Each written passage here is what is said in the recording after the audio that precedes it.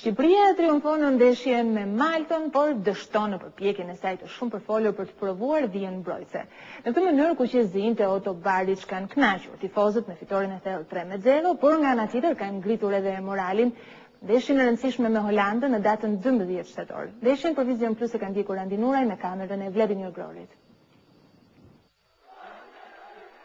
Shqipëria mundi Maltën me rezultatin 3-0 në takimin miqësor që u etiketua me të drejtë si një provë e rëndësishme e kuqezinjve në prag të ndeshjes kundër kryesuesve të grupit C eliminator Hollandës, një ndeshje dominuar tërësisht nga vendasit përballë një kundërshtari mjaft modest.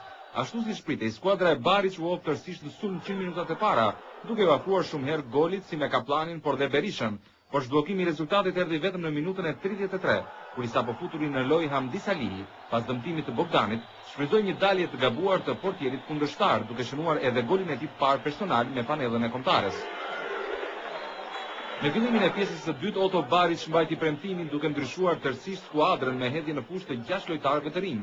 Skuadra e cila gjeti shpejt golin e dytë me anë të Berishës, një nga më të mirët në fushë, e freskuar me element të rinj, pati më shumë dëshirë për lojë, duke u shfaqur mjaft agresive. Në minutën e 60 presioni vazhdueshëm solli golin e tretë, kur Flodian Duro çoi topin drejt shtyllës së djathtë të portierit. Me golin e tretë të pësuar, maltezët lëshuan pa nga pak të gjithë terrenin, duke u dhënë mundësi vendasve të dalin në lojën e tyre.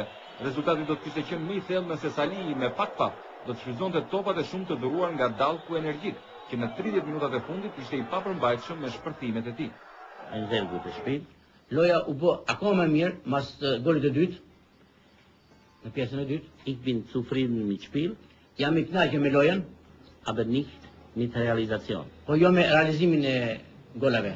Loja u kanë shumë e mirë, kena treguar edhe këtë herë kombëtarja është shumë në një fazë shumë jem të mirë, edhe e kena besoj që edhe e kena treguar sot, sikur gjithë ato tjerat lojë, ku më ra keq në aksion, ku më ra keq edhe unë jam mirë, nuk është kur gjë serioz, veç që kum pas pak frikën se më ka kërcit pak, po s'u kon kur gjë, shqyrë zoti. Është një test i rëndësishëm për gjithë futbollistat, për të pas gjendjen e tyre, pavarësisht se ishte ndeshje miqësore, besoj se grupi tregoi kompaktësi. Besoj se ekipi mundua të lëndë me atë stiloj, do kërkojmë të lojnë me Hollandën, me qarkullim topi, me sigurinë lojë. Besoj se arritëm qëllimit, megjithëse mund të them se rezultati mund të ishte edhe më i thellë. Në 12 shtator në Qimar Stafa, Shqipëria do të luajë ndeshjen e radhës në grupin C kundër Hollandës, takimi vlefshëm për eliminatorët e kampionatit evropian.